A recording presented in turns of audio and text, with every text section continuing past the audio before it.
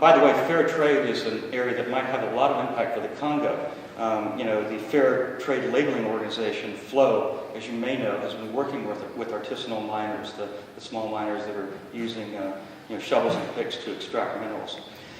But we've also heard today, and this is very true, that those efforts need to be linked up with a whole bevy of other efforts.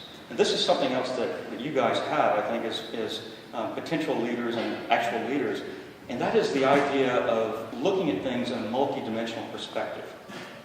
By the end of my time as a private practitioner in law, I think my greatest value added was not drafting contracts and negotiating deals or litigating cases. It was really, the experience that comes by seeing the patterns of foreign law and the way law interacts with technology, with economic development, with cultural opportunities to help companies both enter foreign markets but also do so ethically. And that's the sort of thing that can really add value now. It can't be outsourced very easily because it's about judgment. So that's something else that you can keep in mind, is the need to link up these efforts. And when you're brainstorming tomorrow, I hope you'll actively consider some of the things we've heard about, but to make explicit the link between security and development and infrastructure and investment opportunities, creative uses of information technology. We'll come back to that, but I just wanted to set the seed for right now. I then went to Nokia, and this was the time when Nokia was changing from literally a rubber boot toilet paper company to the greatest mobile phone company. It became the market leader over the period I was there. We never thought that we would, take over Motorola and Ericsson, but the company did. And part of the reason was, I think, the values of the company. It's a Finnish company, so it was in Scandinavia. Mobile phone communications, you may not know this, but actually originated because the need for people to communicate across great distances in the Arctic Circle to help each other out in times of cold weather and so forth. So it was really almost a survival mechanism. At Nokia, I wrote the code of conduct for the company in the mid-90s, which was a great privilege to do so. It was, again, another way that you can look for synergies between following your bliss, which in my case was human rights, and doing what was necessary for business. And as I say, the values that were articulated, which included a commitment to the Universal Declaration of Human Rights, a commitment to have ethical action, not just by having employees told what to do ethically, but to have them float up issues. There wasn't just an environment of being permitted to ask questions, but you were actually, it said in the Code of Conduct, obligated to raise issues with your manager and, if necessary, with the top executives of the company. This is a company of tens of thousands of people already in the mid-90s, if you had any questions about the ethical action of the company. Because in our Code of Conduct, we expressly said we are committed to the highest standards of legal ethics and also, the universal human rights, the global environmental standards, and so forth. Now, Nokia last summer didn't keep up with those commitments. It and a joint venture that it did with Siemens was involved in providing surveillance equipment to Iran, which was used actually for repression, torture, imprisonment, even the murder of some protesters by the Iranian regime. And so it actually was then hauled before the European Parliament, had to make an apology. I think they have a new sense of the need to get back to the values that were such a competitive advantage when I was there. They allowed us to have great stakeholder relations, practically no litigation, and attract the best employees. We had wonderful engineers from around the world because the values were so important. They were a sort of magnetic soft power for the company, akin to the soft power that the United States, at its best, has had. Now, we've heard that the United States history in this region, in the Congo, has been less than ideal with the CIA's involvement in the assassination of Patrice Lumumba and so forth. So then at Nokia, I was really happy to see something that I never expected really take momentum. That was the whole business and human rights movement. The code of conduct and the procedures that Nokia drafted in the 90s and the procedures at Starbucks and Anita Roddick at the Body Shop really started gathering momentum.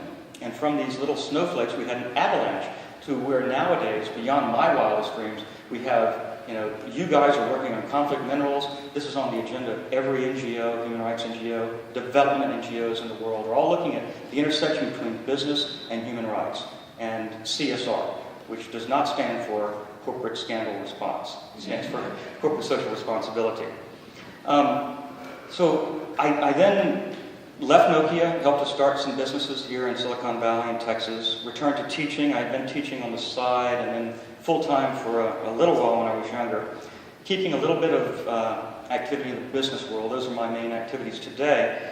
But as a legal academic now who keeps active in the human rights field, I've been to the Congo a number of times as a tourist, as a human rights researcher, and as a business lawyer. So I've seen it from different dimensions. And if you've visited the region and seen the ongoing horrors there, it's really the opposite of having been to the mountaintop. You really see the depths from which humanity has to climb. And we've heard about some of these. We've heard about the history that David told you about. And he had the King Leopold's ghost slide up that Adam Hochschild wrote about. Even before that time, though, of course, we shouldn't forget, Congo was a key nexus in the slave trade as well. There was slavery, a paradigm business and human rights issue. And there were even human rights courts in the 19th century that people didn't know about until recently, when my colleague at the law school, Jenny Martinez, wrote a wonderful exhumation of this history.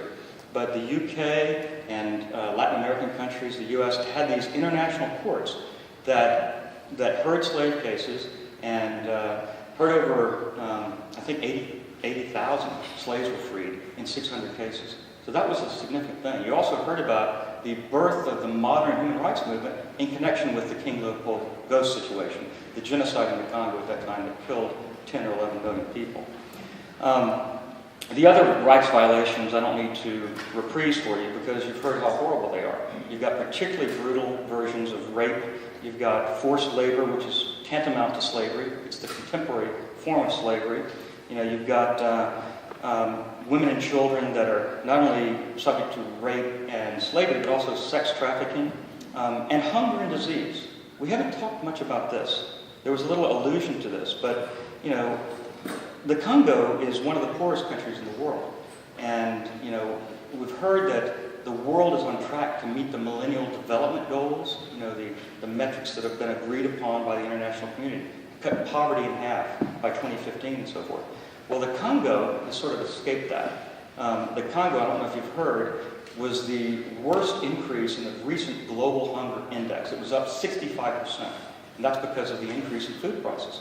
When you've got, 1 billion people in the world that are so hungry they don't know where their next meal is coming from, and you have a country that, unlike China and India, which have lifted hundreds of millions of people out of poverty, but the Congo is stuck, and it's actually had a worsening situation after the global the food crisis. And so that's something we all have to be aware of. When that happens, your child mortality rate increases. So it's not 1 in 7, it's 1 in 6 children that die before the age of 5. It kind of makes our obsessions about the royal wedding and Charlie Sheen or everything seem a little petty and irrelevant.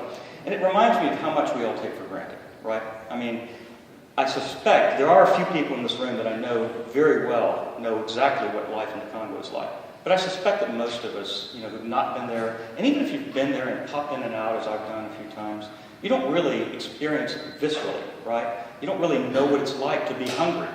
And so, this weekend, one thing you may want to consider, 60,000 students in Canada are going hungry for 30 hours just to see what it's like. You might want to consider that. If you've ever tried it, and I've tried it, it's hard to go, I can't go 3 or 4 hours without eating. But, it's really worth putting yourself in that position. And I have tried to do it, even a day is difficult. But to do it for 30 hours is very difficult. They're raising money to fight poverty in the Congo and elsewhere. We've also heard about how the DRC was affected directly by the Rwandan genocide. That was the sort of burst of the latest levels of horrible violence. And then the contra-genocide. The UN report last year said that the retaliation itself may have been a genocide. And so you've got really the worst violations in the world happening there. The conflict minerals are part of that, an important part.